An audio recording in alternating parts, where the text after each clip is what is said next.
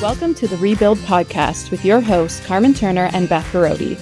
This is your space for personal and professional growth where we explore the importance of rebuild periods, time for reflection, growth, and rejuvenation. Join us for candid conversations and expert insights on embracing these phases to recalibrate your goals and discover your passions. Whether recovering from burnout or seeking a career change, the Rebuild Podcast is here to guide and inspire you. Ready to transform? Let's dive into today's episode. We are in our studio here, second episode of in-person studio. We have a very special guest here. I'm so excited for this episode, but before we get started, I want to recognize that we are recording on the unceded territories of the Squamish, Musqueam, and Tsleil-Waututh nations, and we are very, very grateful for that. Eileen Park Robertson is the founder and award-winning filmmaker of Anecdotia, a production agency focused exclusively on climate, racial, and social justice storytelling. Currently, she's working with national and subnational governments, international agencies, and nonprofits on the front lines of global climate negotiations. Previously, she led communications for the city of Portland after more than a decade as a journalist, covering the climate crisis on the West Coast and geopolitical tensions in East Asia. As the daughter of Korean immigrants who overcame poverty and systemic marginalization, Eileen is proud to be an ambassador and advocate for racial justice, standing in solidarity with all oppressed communities, fighting for, educating, and calling for systemic change in culture, media, and government. She is a longtime champion for creatures, people, and planet, and is proud to serve on IFAW's Global Board of Directors. Eileen Park Robertson, welcome to The Rebuild. Thank you for having me. We are just so glad to have you here. I think you have such a unique story and background. And so just to kick it off, we'd love it if you could share a little bit about your journey and background and what's brought you here today. So for the longest time, ever since, I was like 10, I just worshipped journalists. Worshipped Diane Sawyer, Barbara Walters, Christiane Amanpour, Lisa Lang, Connie Chung, and that's all I ever wanted to be. And it's very unusual for someone so young to have that dream and to pursue it without any real pathway to get that dream realized. I grew up in New Jersey. I was painfully socially awkward, shy, timid. And but this dream just stuck. And everything that I did was geared towards realizing it. And I went to college, was a comms and poli-sci major, and made it happen. And then my first job was at ABC News in New York, working with Diane and Barbara. Oh my gosh, what a dream come true. Yeah. I mean, just how that happened is another story in and of itself. But the reason why I share that was my whole life, there's nothing I wanted more, nothing I cared about more than journalism and stories for public good and calling the powerful out and talking to, or more importantly, I had access to thousands and thousands of different kinds of people all the time, and I loved it. It was really energizing and stimulating, and it felt so purposeful.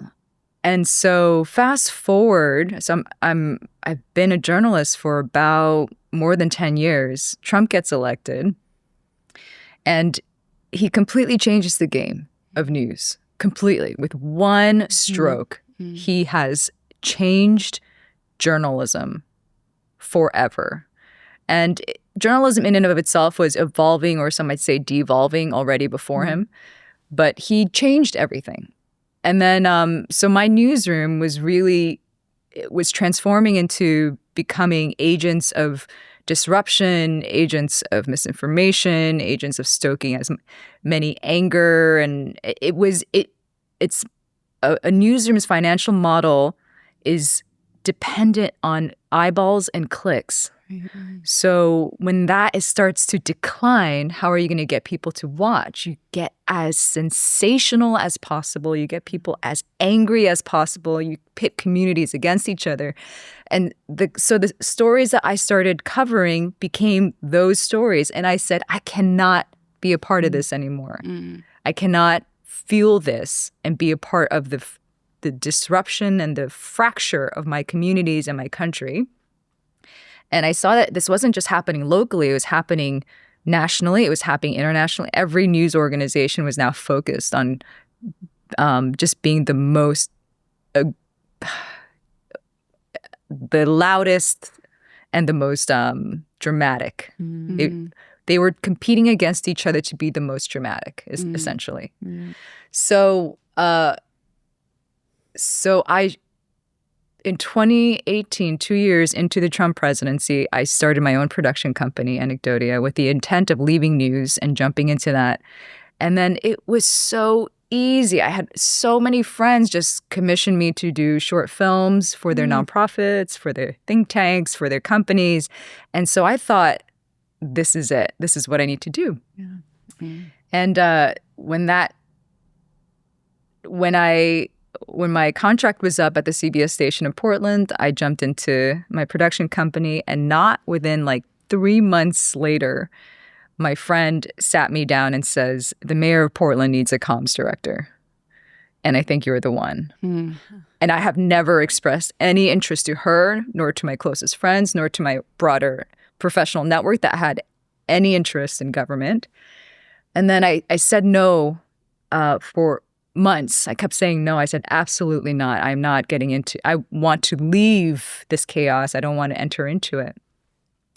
And the more and more I sat with this persistent group of people who wanted me to run communications for a progressive city and a progressive mayor, I realized I've always been on the outside reporting on what I've seen from the outside.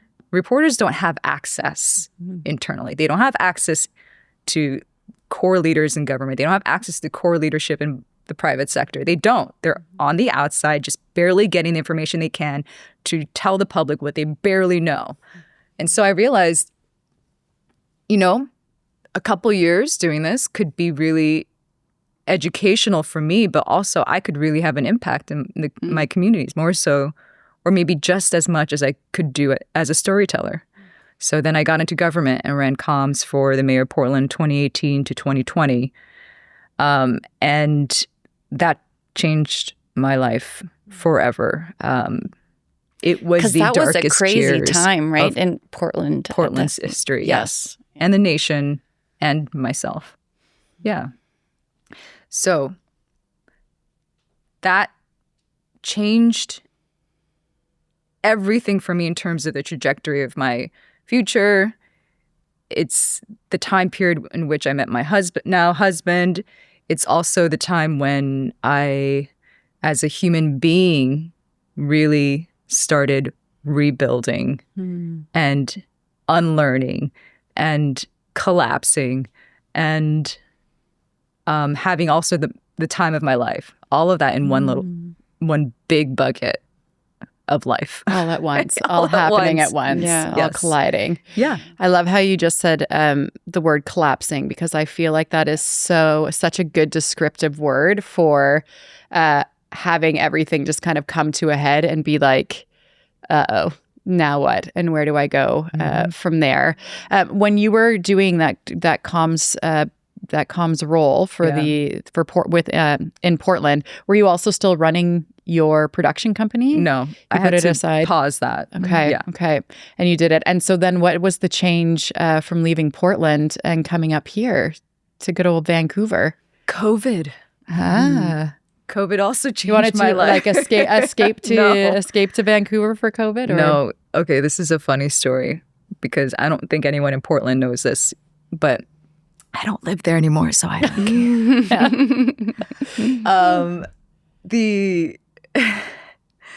When I met my now husband in 2019, we were dating and we were going back and forth between Portland and Vancouver. And I met him at the most critical time of Portland's ongoing rioting. Basically, Portland became ground zero for white supremacists and anarchists to go at it. And downtown Portland just became a bit of a battleground. And Trump sent federal troops in and it just became a political mess. It became a violent situation for business owners, for peaceful protesters, for city leaders. It just was violence everywhere. So COVID was starting to, scare a lot of people, and there were lockdowns starting to happen, et cetera. And so when we were together, we realized that the border was going to close. And there was no precedent for this, right? When you hear the border is going to close because of a global pandemic, you don't think, oh, it's going to be closed for months. You think, oh, maybe a couple hours or a couple days, or I don't know. Yep. So I packed a duffel bag and my work laptop, and we drove to Vancouver from Portland, which is about 6 hours. And the border closes, and there was a period there where no one could go in or out, no matter who you were. Even if you were an American citizen or whatever, there was a period there nobody could go anywhere. And thankfully, all press conferences went virtual. Thankfully, nobody was allowed at inside workplaces. So I was doing everything remote all of a sudden, and nobody knew I was in Vancouver. And so they do now. Vancouver, Portland. What difference does it make when you're working from your computer anyway? Yep. But then luckily I had a great team who was able to cover for me when their in-person press conferences started happening again, and I was still doing it over Zoom. So essentially what got me here was a pandemic that forced a real huge shift in where I was living and also internally, and helped me arrive to the difficult conclusion that I could not serve my city by living in Vancouver. And at the same time, I was falling madly in love with someone else who did not live in the States. So I had to make a decision. I need to stay in Vancouver. And by someone, when I mean by someone else, I mean, obviously I was falling in love with my now husband. So I couldn't go back to Portland. Yeah. So we should back up and say, so your husband is former mayor of Vancouver, Gregor Robertson. Yes. And I read that you met at a climate conference. We did. We met in Copenhagen at a climate conference. He was already a couple months after leaving, more than a couple months. He was about a year out of office, and he represents climate mayors all over the world. And so he was at a conference in Copenhagen representing them, and I was representing Portland, and we became friends. We were friends for months before we started dating. So that's how I met Gregor. Because I know that you also, with your production company and from following you and learning a little bit about you, knowing you were coming on to the pod, you also are like a climate activist and care a lot about the climate. And so obviously falling in love with someone who also has similar passion, great, you want that. Yes. But what was that moment for you for realizing that was something that you really cared about? Is that something that you've always had in you, or is it something that kind of developed as you grew up, or how did that land for you? Working for the city, you're suddenly exposed to how systems work. And when you change something as simple as introducing a different form of garbage, introducing compost, introducing a walkable city, a bikeable city, a city with less cars, I started nerding out on city planning, urban planning, and it just became so cool. Yeah. And I thought, if this reduces the carbon in the atmosphere. This reduces the pollution that our children are inhaling, that we are inhaling. If this is reduced, then that reduces asthma, then that reduces allergies. I suddenly started seeing how everything was connected.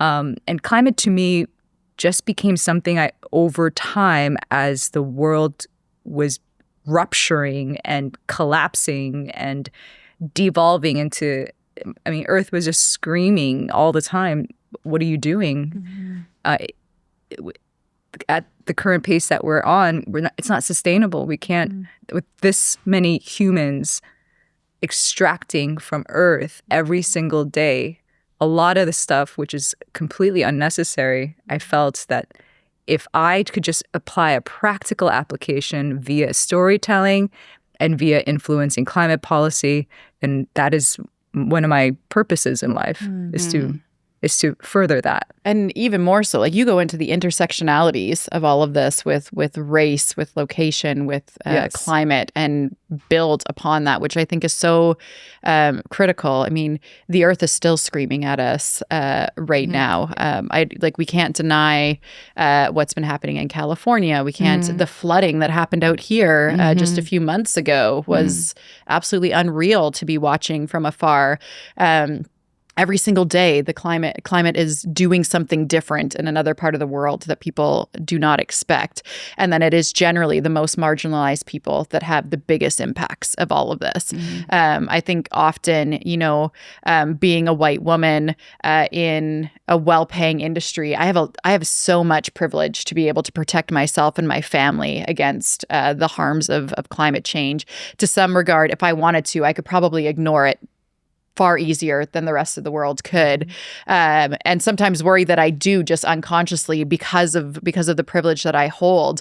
But can you talk a little bit about the work that you do, marrying those different intersectionalities and bringing voice to what majority of the world faces when it comes to climate crisis? So one of the big moments of aha for me when I was in government in Portland was there was such a caustic, rage-led activism that surrounded City Hall.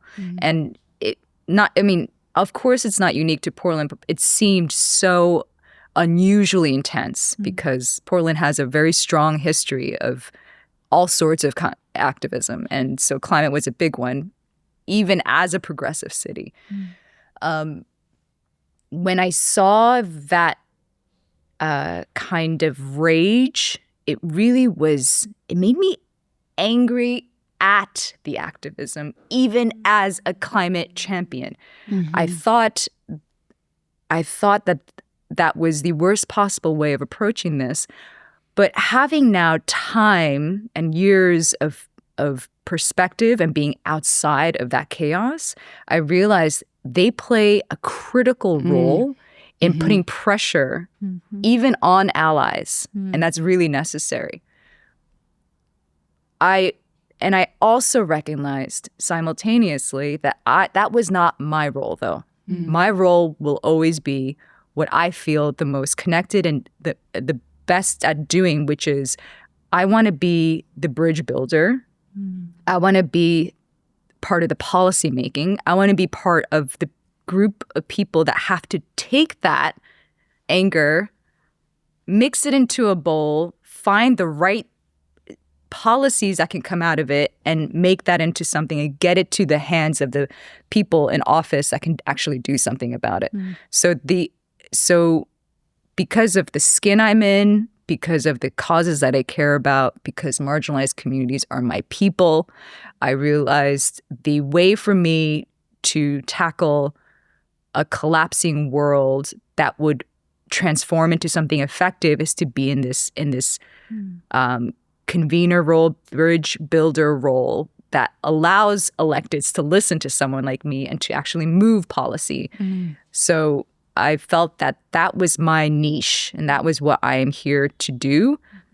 I have a lot of activist friends, a lot, and they we have really heated discussions of like, oh, you're a sellout, or you can't work with that person, and I'm not into purity politics. I know none of that works. Yeah. That doesn't get people elected. That doesn't move systems. Yeah. In fact, purity politics is the reason why we have the people that we do now in city government in Vancouver. It's the reason why we have Pierre Poilievre rising. It's the reason why Trump is here. We tear each other apart and expect that someone absolutely angelic, pure of all evil, to just rise up and then take this world to the promised land. That's not happening. And instead we have the complete opposite of that with Pierre, with Trump, with all these people, which are like the worst of the worst, getting the acknowledgement and getting the positions that they do. As you're talking, I'm thinking that is what you're doing, being this convener, wanting the person that's able to kind of take that anger and that rage, as you said, mix it in the bowl, pull it out, and be that bridge. That's a hard role to play.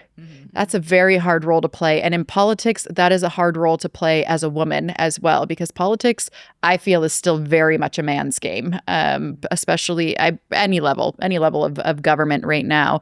And so I just want to pose that to you. It's like, what are the challenges of that? Like, because it can't have been easy the whole time of doing this role or taking on those challenges, because there are heavy things that you're working on and you're wanting to move forward. So how do you manage that? A psychologist said, and I wish I could remember her name, but it stuck with me for the last 4 years. She said, when you are humiliated or when you are shamed, your brain processes it as if you are physically hurting. The same part of your brain that activates when you burn your hand is the same part of the brain that activates when you are physically humiliated or socially humiliated, rather. When I was in Portland, and I was on the receiving end of so much of that anger and humiliation and shame and being doxxed and being followed and being spit on and et cetera. I had the incredible luxury and the gift to have a sabbatical in Vancouver after I left Portland for about a year, where I was able to rest. And during that period of rest, and also doing my own kind of raging and therapy, et cetera, I was able to build this buoyancy inside of me to allow the impact of that anger to land without penetrating. But that was through working on it through a lot of therapy and healing and all different kinds of modes of therapy. And so because of that, because I had the experience of being attacked and torn apart and my character shred to pieces. And then I had the experience of being able to rest from that and to heal from that and to grow from that. Now I'm in a place where that doesn't hurt me like it used to. In fact, I can take that and I'll get spicy if you come at me. Rightfully so. Yeah. But I find that I have way more patience because I understand that anger directed at me is because people are just screaming, wanting to know how to feel better and be better, and they're living in a chaos machine that we all are, and they don't know where to direct that anger. So I have way more empathy for people to I'm not as reactive as I used to be. So that's how I'm able to contain that more. Absorb it more. Yeah. And then just for context, this was a time in COVID when there was a rise in Asian hate as well. People were pointing fingers. And then it was this, like you said, that time in Portland, but all over the world. And I read in Vogue magazine about your wedding, and I saw your photos were gorgeous. I was married in 2022 as well, and we had our photos done on North Shore in the rainforest there. So it just reminded me of our wedding and that joy and what a joyous time. But can you talk a little bit about like what happened after and how that impacted you and how that's shaped you? It's amazing how that feels like it happened 100 years ago, but it was only 4 years ago. Yes, the pandemic really brought to the surface the unspoken and deeply rooted racism people all along the West Coast and in BC had against Asian Americans. And I'm specifically talking about the West Coast and BC because there is such a high concentration or a big population of Asian Americans and Asian Canadians who have lived here for more than 100 years. So you have all that, and that's really unique to this part of the world. Asian people in Western places and spaces who have been here for generations. And so when COVID just shut everything down and people's, their whole lives were uprooted, as we all remember, and who was to blame? Someone who looked like me. I'm the reason why you can't go to the grocery store. I'm the reason why you have to wear a mask when you don't want to. I'm the reason why you can't go see your granddaughter. And so Asians became the most hated race overnight. And that violence was it went from being just underneath the surface to just fully out in the open, where I was routinely, like, people would cross the street if they saw me here in Vancouver. And there was an article done taking a bunch of stats and showing that Vancouver became the Asian hate capital of the world because of the volume of attacks, verbal and physical attacks that were happening against Asian Canadians. So when the Vogue piece came out, and it came out 2 days, I believe, after 6 Asian women were murdered in the Atlanta spa shootings. So at the height of Asian violence in the U.S. and in Canada, our piece comes out, and I was flooded on my phone from Twitter to Instagram to my email. People found my website. People found everything. And just the most disgusting, vile messages you can imagine. Go back to Thailand. Go back to Thailand. Go back to Thailand. Yeah. It was the most disgusting, dehumanizing messages by the thousands. I'm used to a couple of those messages. As a reporter, you get people who just hate you for the skin you're in, and you get these messages because you're in the public eye. But the volume of this was unlike anything I've ever seen. So I remember being in our living room, and I'm reading this, and Gregor is just terrified for me because he could see what's happening to me in real time. And I had multiple episodes of this, but I just needed to scream. And so I just screamed on the top of my lungs. And it broke me. That period broke me. Vogue didn't intend to do that at the height of it. That was just the publishing day. So it wasn't intentional on their end. So I'm not putting this on them at all. But what was really beautiful from that moment was it forced me to say, no, you do not get to dehumanize me. No, you do not get to reduce me to some Asian woman that married the former mayor of Vancouver. How dare you? You will see me as fully human. You will see what I've accomplished. You will see what I've done. You will hear me, and I will keep speaking until you are like, all right, enough. We get it. There won't be enough. There won't be enough. Yeah. I just got chills. Yeah, I'm just like, and so it was truly, I rose. Something in my spirit said, okay, I will speak. when I haven't spoken at all about any of these issues before. And that was the moment my racial advocacy was birthed. Before it was done quietly and in communities, and I was in the background. Now I had to be more of the spokesperson for it. So that's what something as terrible as that can do if you fully lean into the pain of that experience and then decide that you're going to stand up from it afterwards. How has this at all? How has this helped other people, or have you seen other people come forward, or what has been the ripple effect of you standing up and saying no and finding your own voice and your own purpose? Yes, I was deeply, deeply humbled by the responses that I was getting, because I really thought my feelings and experiences were unique to me, and I thought it was very niche. Until when I took a stand and said, you cannot reduce me to what you're reducing me to. And I just, I shared a few things on Facebook, and then it blew up.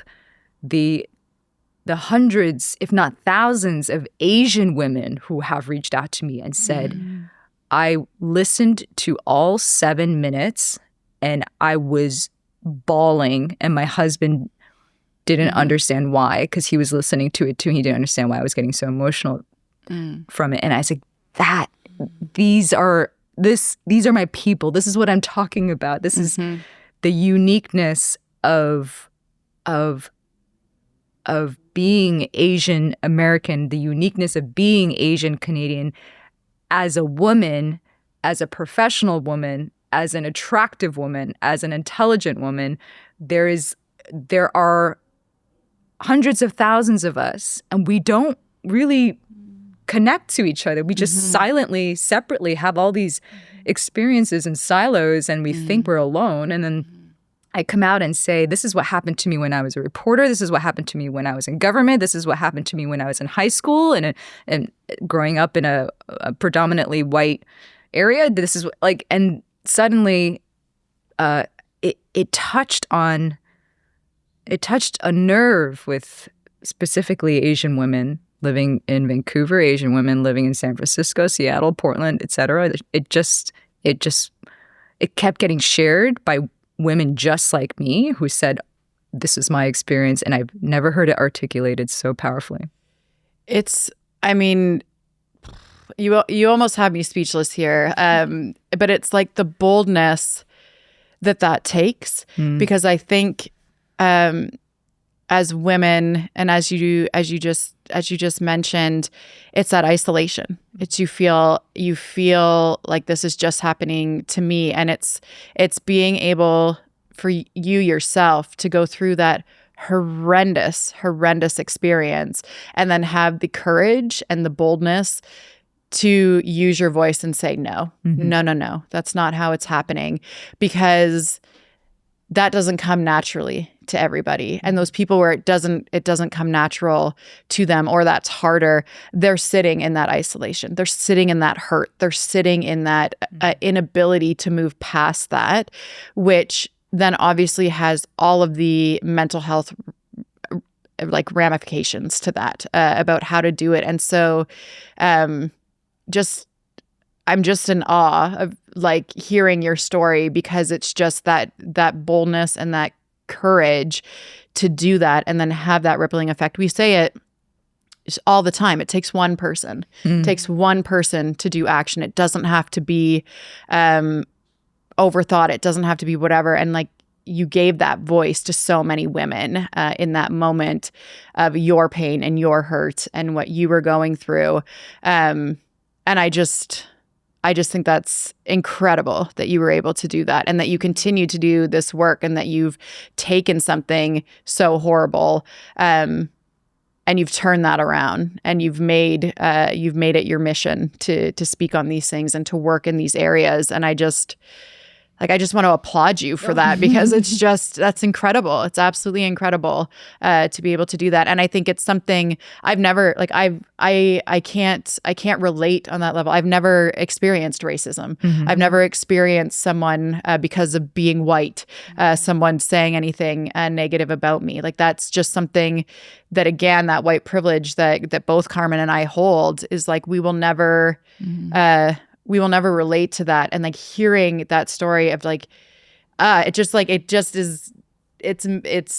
a lot of emotion going on in my body right now that I'm trying to articulate, because again, just the strength that you had to face that and then come out and continue to be present and speak up and be bold is like incredible. So like, thank you for doing that. Thank you. But that courage only comes from other women before me who have come out. It's like just even days before I decided to speak out, there was a New Yorker article, I believe, don't quote me on that, but it was in a big publication called The Fetishization of Asian Women. And it was written by a Chinese American woman she's just so brilliant. And when I read those words on those pages, it flooded me with like, oh, this is me, this is it. And so that she alone gave me the courage to speak. It was like a compounding effect of different women who came out to speak after the Atlanta spa shootings, who said, I can't do this anymore. I've got to speak out. And that just had exponentially just went crazy. So I work with a woman, with a group that I work with. They're American. They're based in the U.S.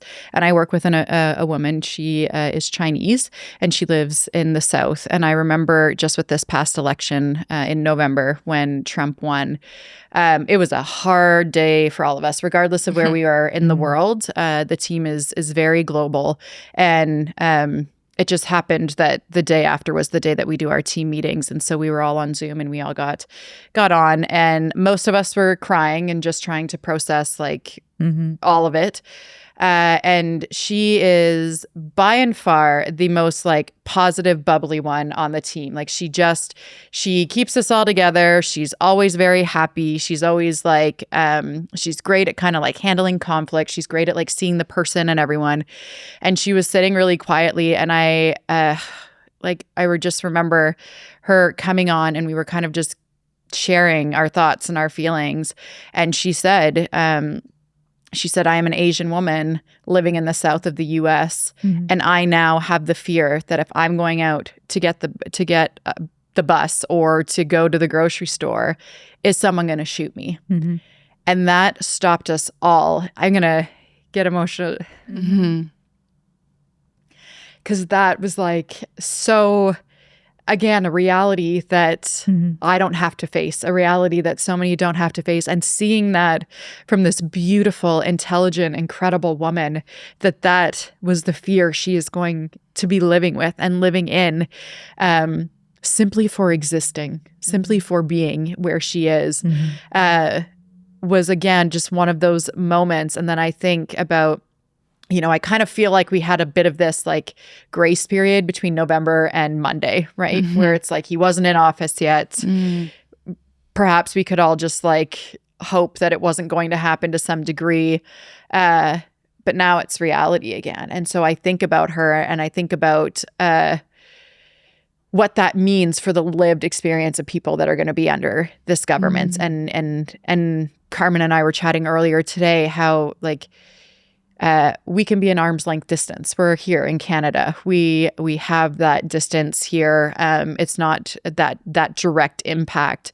But again, for the women within the U.S. and especially marginalized women, this is like a lot to think about what that reality is going to be like that they're holding. Yeah, and people forget the States. The population of the States is 400 million. Yes, yes. I think that number is forgotten, or the scale of that is forgotten. Just the vastness. It's one of the most diverse countries in the world. It's huge. And so the experiences, particularly of women of color, people of color, of trans, of queer folk, it's especially in densely populated areas, there's just way more friction and volatility, and you see the bigotry and the racism and the homophobia really play out more so because of how many people live in a country now run by someone who is against any of that. So it's tragic, yeah. A few days ago, you posted on Instagram, which I think was what the trigger for me to connecting with you. Can you talk a little bit about that post and what you were saying and what kind of brought you there and what your hopes are? I wasn't intending on saying anything for the masses, but it ended up going a bit crazy on TikTok. And I was very confused by that because it was basically the content of what I was saying post-Trump's or the impending Trump inauguration and a lot of the media and the stories that were coming out of that. And I was just trying to recognize and touch on the depression so many people are experiencing right now, the despair, the sadness, the overwhelm, the wanting to give up entirely at the prospect of someone so dangerous to women, so dangerous to trans people, so dangerous to someone like me, and it could go on and on and on. I wanted to just create a space for people who weren't hearing this message, that out of these seasons, if you want to call it a season of Trump, a season of oligarchy, a season of oppression, out of these seasons will come forward some really incredible, beautiful moments of resilience. It's building tremendous empathy amongst all marginalized communities. It's building solidarity. It's building and renewing people's ideas of what they want to do for the rest of their lives. It's really just shifting and changing and shaking all of us up in a way that we wouldn't be shaken when Biden was elected 4 years ago, it was like, oh, I could breathe. And so we did. We all took a collective breath, and we were able to just kind of finally stabilize a little bit. But now that we're back to unstable ground, use that instability to let things come forward for you, for new things to be birthed in you, because the first Trump presidency changed every aspect of my life. It's the only reason why I'm here in Vancouver now. It's because I shifted everything. I got out of news. I started my own production company. I went into government.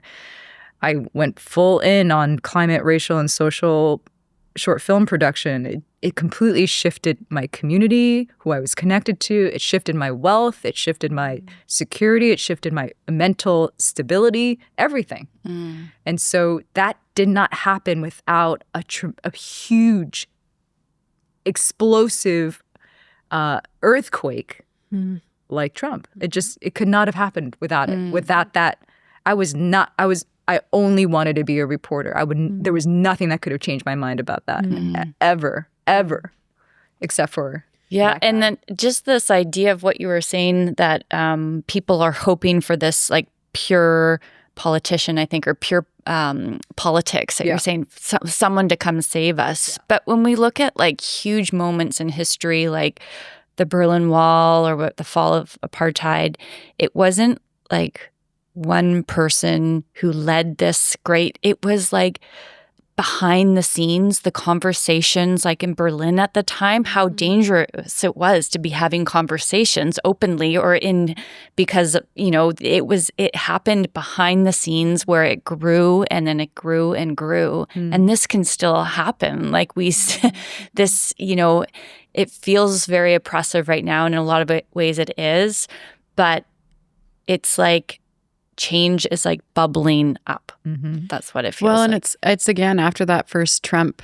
election, it was the Women's March. That's what everyone will always remember, right? Yeah. Like the amount of people that showed up for that, because you're right, it woke everyone up, and it was like at that his first election was such a shock that people just thought it was never going to happen. There's no way that people would elect him, and it did. It woke that up, and I think that movement of we sometimes need that, because it then does spur in what am I going to do? Like, I'm not okay with this, and what are we going to do?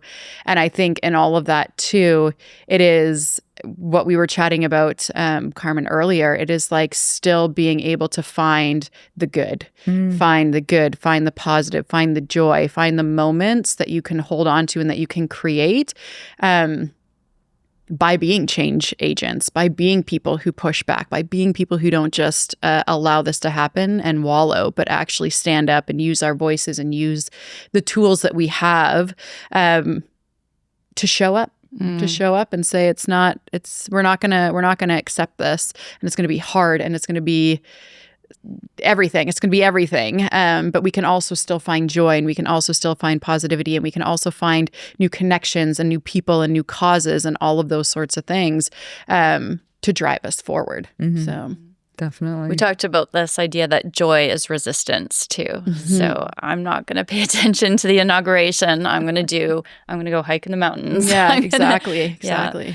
So what do you do to preserve your joy and for your own boundaries and so that you can, be who you can be and who you're meant to be? The simplest answer to that was I now look for places of yumminess and ease. So what I mean by that, I don't mean that in a superficial sense. I mean, if there is something toxic or poisonous or something that causes repetitive friction, I just extract it from my life. So, for example, in the last 4 years, there have absolutely been friendships and relationships with family members, etc., that have been a source of continued tension. And I just let them go. Over time. I didn't do it abruptly. I didn't have like a sit down and says, you're out of my life. None of that. I just eventually just let them go. And so when that happens, the ease and the peace that just floods your day, your mind, is gold. It's gold. And I would say the hack that I've loved the most is just being present. Like, even I'm staring at a glass of this non-alcoholic beverage in front of me right now, and it's like even just the way the glass feels and feeling that, even just how the liquid's going down your throat, like just the complete presence, enjoying every moment of talking to both of you.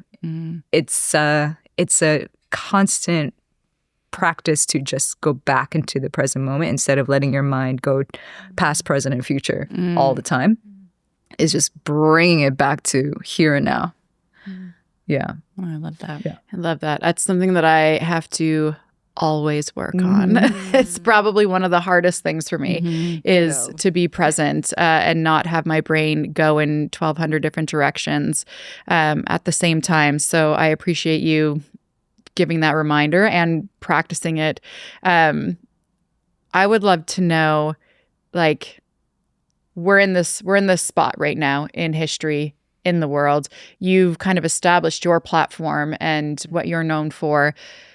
Where does that go from here? What are you looking to achieve, or what are you looking forward to in this coming year with what you have created for yourself?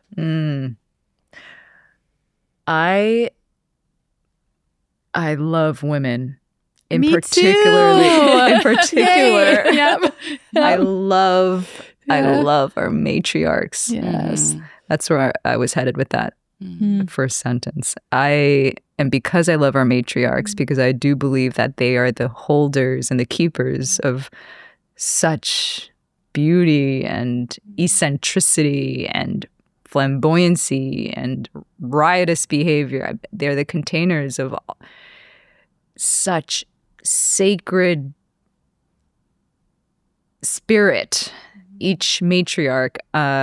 So my oldest friend, I've known her for 20 years, we started a production agency just dedicated to the stories of matriarchs and matriarchs in the making.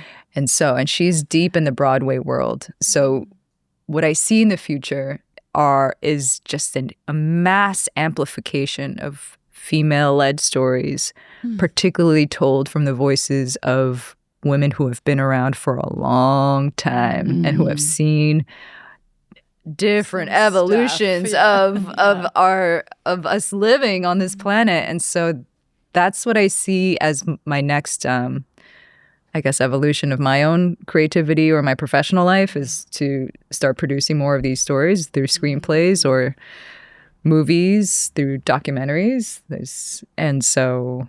I love that so much. Women. It's so interesting because I think we have now heard that you're now the third person that has talked about storytelling and from a women's perspective that we have spoken to within the last few weeks. We had a woman who was on the podcast who is doing this 100 Days of Inspirational Women. She's kind of in her own rebuild right now, and the way that she's getting motivation is by highlighting fantastic women that she posts about every day. There's a new woman and a new story. And then we were chatting with a woman this morning, and she said, I want to start a podcast where I'm just telling women's stories. I just want to hear from women about what their stories are. And so I think this again, I think there's something that gets stirred up in all of us when it's we need our voices now more than ever. And so how do you elevate that? And then taking it from a matriarch perspective and taking that knowledge and that wisdom. I am here for it. And I'm very excited for you to be doing this project, because I think I know we need those voices now, and we all need to be hearing them. So I love that. I love that that's where you're going. Thank you. And whatever you create, you'll have to come back. Yes, we'll and promote tell us it on more the about it. Yes, podcast. absolutely. We'd love to have you. Thank you so much for joining us. Thank you so much for having me. This was great. Thank you. If this podcast resonates with you, it would mean so much to us if you could take 30 seconds to follow or subscribe to The Rebuild. This will make sure that you never miss an episode. Just go to the Rebuild Show page on Apple, Spotify, or wherever you listen to podcasts, and just tap the plus sign on the right-hand corner or click follow. This is super important to our podcast. While you're there, if you'd be willing to leave us a 5-star review and share an episode you love with a friend, we would be incredibly grateful. We love you and appreciate you very much.